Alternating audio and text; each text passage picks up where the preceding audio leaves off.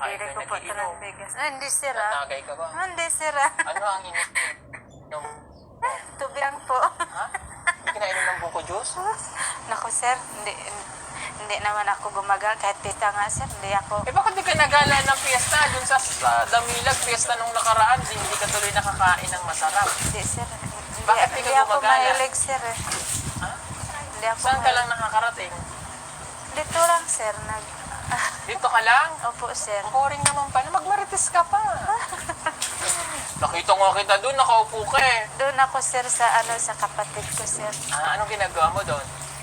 Sir, may kwento lang sa akin na about Kita mo, nagkukwento ka. Sabi ko na nagmamarites ka eh. yung kapatid ko din kasi doon sa sir, doon nakapag-asawa na Kita mo, minarites mo na yung kapatid mo sa akin. May problema lang po Oh, sir. kita mo na. Uy, problema nyo yun. Huwag mo nagkwento sa akin. Ha? Sabi ko na, marites ka eh. Hinahuli rin kita. Hindi sir Minarites mo nga eh. Shout out Sir Paul. Kate Perater. Sabi ko sa'yo, mawawalan tayo ng sponsor. naman sir. Ngayong tanghali, Ngayong tanga, nagbaon naman. Wala na. ikaw kain mo. Kanin lang sir. Hindi na ako kumukuha ng ulan, nag-uutan. Ano na ako ng utan sir? Ayusin mo yung pagsabi mo ng utan na ha. Yung utan sir, yung mga Ano yung gulay utan na sir. yan? Gulay. Hindi ako sa utan. Ano? Okra sir, okra Ayan, tsaka ang utan po talong. kasi sa kanila ay mga gulay. Oh. May tanim ka dyan? Meron pong mga dyan sir. Mga gulay, opo. Tama yun. Pag pumunta ako, mayroon na agad. Hindi ko alam sir, mapupunta ka dito sir Hindi nga, dapat lagi may handa ka dyan para anytime na magutom ka, may lulungagin ka. Sige sir, ngayong susunod naman sir.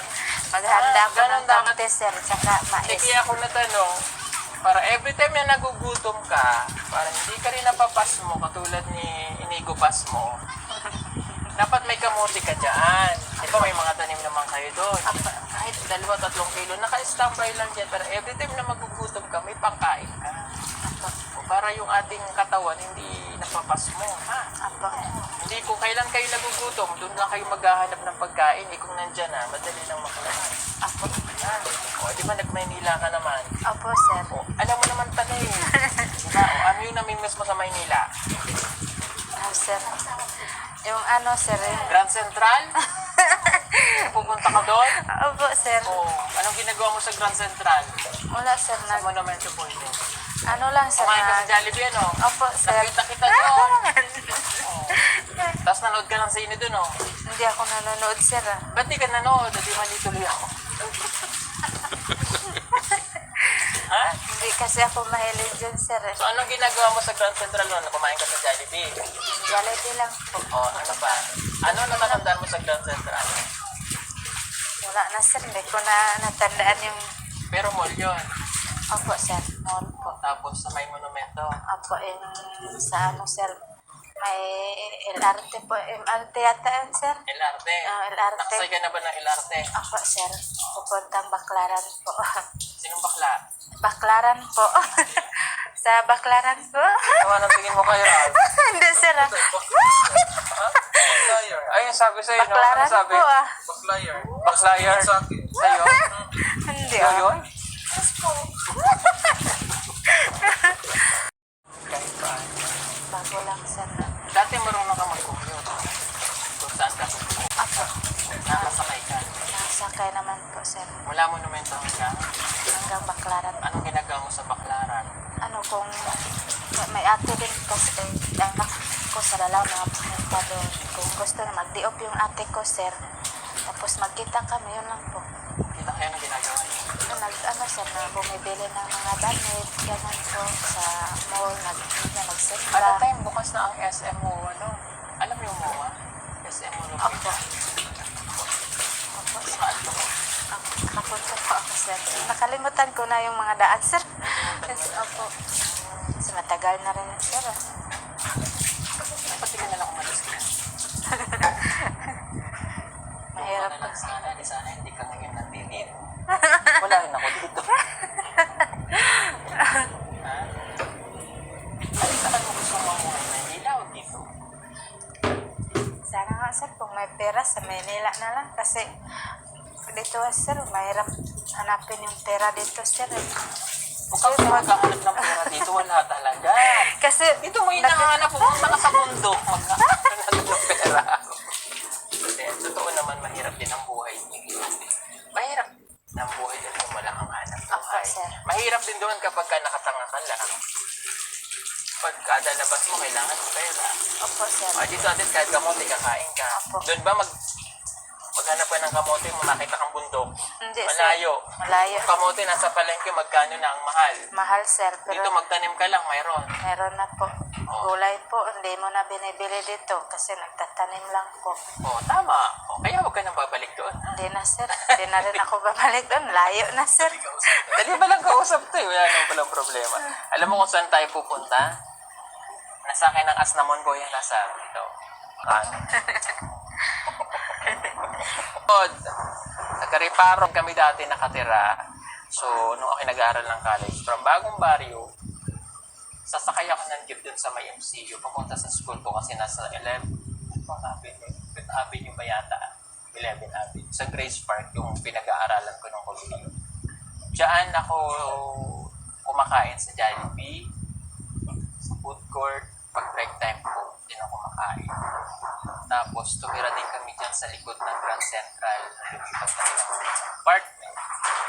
Tapos, nung ako'y nagtatrabaho na dyan din ako nag-work sa likod niyan. Lagi din ako na sa Grand Central. Kaya pag pumikot akong ganyan, naamoy ko pa yung amoy ng Grand Central. Nakikita ko pa yung itsura niya hanggang ngayon. National Bookstore. Kasi doon ako madalas bumibili that time. Yun pa yung ano nun eh. Yan sikat yung National Bookstore. Pag pumikot akong ganyan, nakikita ko pa rin yung elevator sa LRT papasok. Tapos maamoy mo yung ibang amoy ng Grand Central eh. Ako pag pumikit ako yung nasa ilalim ako, may Manawag doon. Our Lady of Manawag nasa ilalim.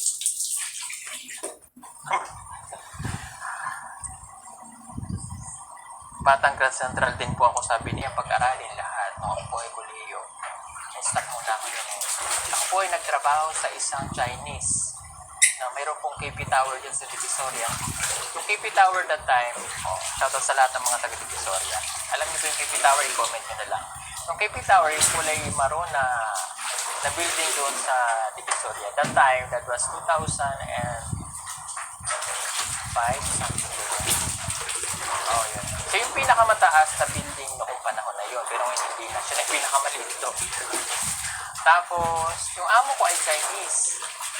Ang trabaho ko noon ay taga-deliver kami ng mga sapatos sa imitation. Na kapag may ride, ay magtatago kami sa bodega.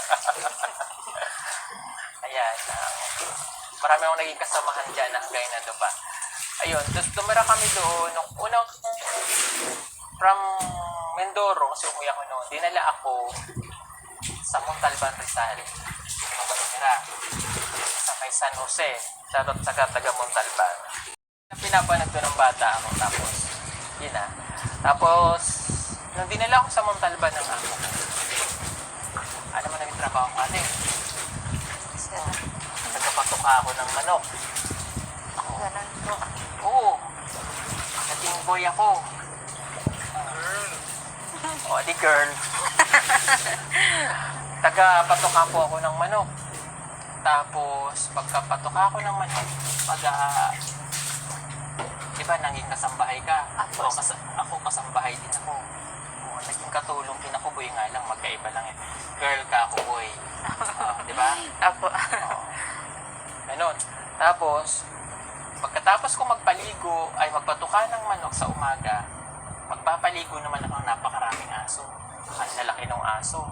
Iba-ibang breed. Takot ako doon. Pag pinapakain ko yung aso, kukunin ko yung pakain. Gaganyanin ko lang yung yung lagaya ng pakain na nila kasi malalaki. Takot ako, baka sakmalin ako. Araw-araw yun. Maraming tain ng aso. Nasaan ba tinutulugan ko? Bodega. Diyos ko po, sir. Diba? Tapos, pagdating ng amo ko, sabungero yung amo kong Chinese eh. Ang laki ng gate ng kanilang bahay. Bubuksan ko yun ngayon. Kasi Kasi pipitada siya, kalagitnaan ng tulugan ko. Kalagitnaan ng tulog ko ganyan. Darating sa alas 3 ng madaling araw. Naulan-ulan pa. Pit, pit, pit, pit. Pupuksan ko yung malaking gate. Shhh! Ganun. Naipit ako. Yan yung may peglat. Yan ang bakas ng, yan po yun. Ito yung bakas ng peglat ko noon. Yan. Naipit ako. Kasi ang laki ng gate eh. Pag ganun ko, bumukas ulit siya. Ay, pag ganun ko, binuksan ko. Ginano ko yung isa. Ay, syempre, mabigat yun. May hangin. Yun, gumalabog ito. Aray! Dugo yan dyan. Hindi ko pa rin pinansin. Tinuloy ko pa rin trabaho ko. Umakat ng Chinese. Tapos, natuluan ng dugo dyan. Yan ko. Pagkising ko, patuka naman ng manok. Mamumulot pa ako ng mga itlog. Tapos, pagkapulot ko sa itlog, dadalhin ko yun dun sa itaas kasi pangkonsumo yun ng amo. Tapos, papatukay ko sila. Tapos, may panabong, may mga baing manok. Tapos, lilinisin ko pa yung mga cage ng lahat. Nagtatrabaho ako hanggang alas 12 ng tanghali. Alas 4 gising na ako. So, ang pahinga ko lang alas 2 kasi kakain. Pagdating ng mga alas 3, palakatan na yung mga aso. Lilinisan ko na ng ganon ang dinalas ko, no? Sweldo ko 2,500. Ano ba yung tinutulugan ko? Yung lumang kama dun sa poultry house, kinuha ko. Dating boy, sinamahan ako doon. Kinuha yun, tapos umalis na siya ako, hindi kapalit. Tinulugan ko yun. Sa isip ko, basta may tulugan lang ako. Ako pa yung gumawa ng paghihigaan ko sa bodega. Pinagay ko yung mga sirang plywood, pinapal-tapal ko. Pinaghihigaan ko. Doon pala namatay yung unang Diyos ko. Doon pala unang namatay yung matanda na nag-alaga dati. Doon namatay. Mula nung namatay, di ba nilinis yun? Yung pala tinulugan ko, doon pala siya namatay. Ay, Diyos ko. Pero okay lang, hindi ko naman alam. Late na nakwento eh. Oo, ganun. Tapos daming puno ng talisay. Umaga't hapon, nagpawalis ako eh. Maubos ko. Tapos kung kahoy, tinutuhod kong gano'n, no? Hanggang di po, no, di ako aalis. Nakakailang balik-balik ako. Tapos susunugin ko yun. Gano'n. Araw-araw. Tapos nung inalis na ako doon sa pagpupoy, nilipat na akong kay P-Tower. Naging na ako na ngayon, naging kargador. Pag may deliver, karga ko dito yung sapatos. I-deliver ko sa Baclaran. Sa Green Hills. Yun ang buhay ko no. Tapos, hindi ko na malayan. Nagmamature na ako. Tumakas ako sa amo ko. Kasi hindi yun ang buhay na pangarap ko sa sarili. May hinahanap ko sa sarili ko na kaya ko pa. At least na-share ko sa'yo, di ba? Sabihin, meron pa akong pangarap sa buhay ko na gusto kong marating na hindi habang buhay, ganun na lang ako. Umalis ako, nagtrabaho ako. Napagtrabaho ng maayos. Hinanap ko yung sarili ko. May natutunan ako sa bawat amo ng buhay. Nag-stop ako magtrabaho 2000 bago mag-pandemic, 2019 na nagpa-vlog na ako. Ayun maraming kwento ang aking buhay kaya huwag kang susuko sa amo ng buhay. Apo, sir. Hindi habang buhay, parang ilaw. Hindi habang buhay, madilim, may liwanag din. Diba? Apo, sir. Lahat tayo may kanya-kanyang kwento ng buhay. Lahat tayo ay pinanganak ng Diyos na mahal niya tayo.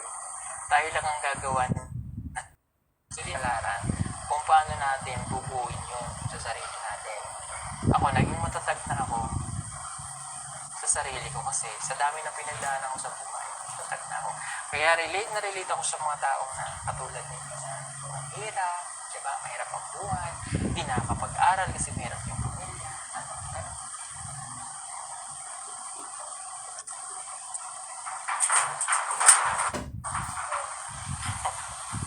May kaya ang buhay ko, ate. Diyos ko, sir. Oo. Marami akong pinagdaanan sa buhay. Kaya ganun yung mission ko kasi pinagdaanan ko yun. Pinangako ko sa sarili ko na pag one day, kapag dumating yung time na binigyan ako ng God na pagkakataon na bago yung buhay ko, tutulong, maibinigay niya. Kaya nandito ako sa Mindanao. First land ko ang Mindanao kasi nung ako'y nagtatrabaho na, pinadala ako dito sa Davao. Kaya yung Davao ay naging malapit sa puso ko. Kaya nung naging maayos yung trabaho ko noon, pinapadala ko all over the Philippines, nakapag-travel ako libre lang kasi sagot ng company. So, nung nakarating ako ng Mindanao, na nagustuhan ko yung Davao. Kaya sabi ko, one day, babalik ako sa Davao.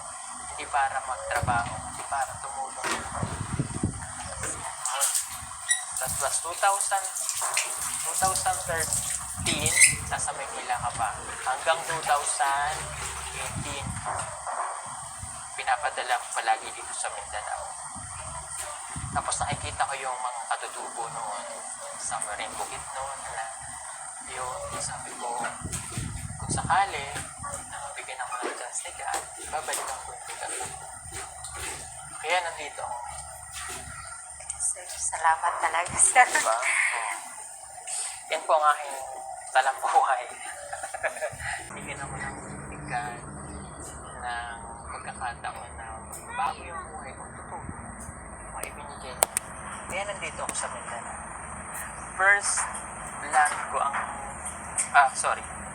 land ko ang Mindanao kasi nung ako'y nagtatrabaho na, pinadala ako dito sa Davao. Kaya yung Davao ay naging malapit sa puso ko. Kaya nung naging maayos yung trabaho ko noon, pinapadala ko all over the Philippines, nakapag-travel ako libre lang kasi sagot ng company. So, nung nakarating ako ng Mindanao, na nagustuhan ko yung Davao. Kaya sabi ko, one day, babalik ako sa Davao. Hindi para magtrabaho, hindi para tumulong. That was 2013, nasa Maynila ka pa. Hanggang 2018, pinapadala ko palagi dito sa Mindanao. Tapos nakikita ko yung mga katutubo noon sa Maring Bukit noon na yun, sabi ko, kung sakali, bigyan ako ng chance ni God, babalikan ko yung lugar na ito. Kaya nandito ako. Sir, salamat talaga, sir. Diba? Yan po ang aking talambuhay.